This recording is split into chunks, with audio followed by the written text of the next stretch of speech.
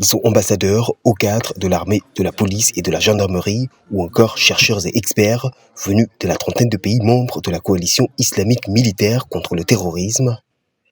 La conférence qui s'est ouverte à Niamey ce jeudi vise une synergie d'action pour lutter plus efficacement contre le fléau qui touche particulièrement la région du Sahel. Ces groupes terroristes sont à l'origine de nombreuses exactions humaines, de destruction matérielle et plusieurs actions de sabotage, servant ainsi les intérêts de leur seul commanditaire qui les finance à coût de milliards de francs CFA. À cet égard, il convient de renforcer davantage toutes les synergies de lutte pour tarir les sources de ce financement de terrorisme au niveau régional et international. Un front commun et un combat qui ne se limite désormais plus aux seules armes.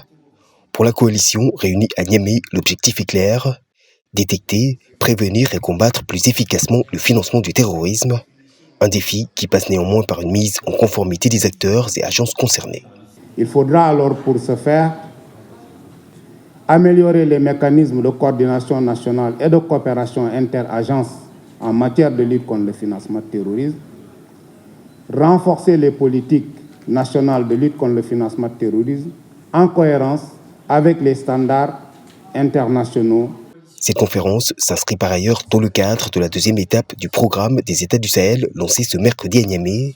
Il prévoit notamment pas moins de 239 activités de formation et de sensibilisation pour les dirigeants militaires et civils en Mauritanie, au Niger, au Mali, au Tchad et au Burkina Faso.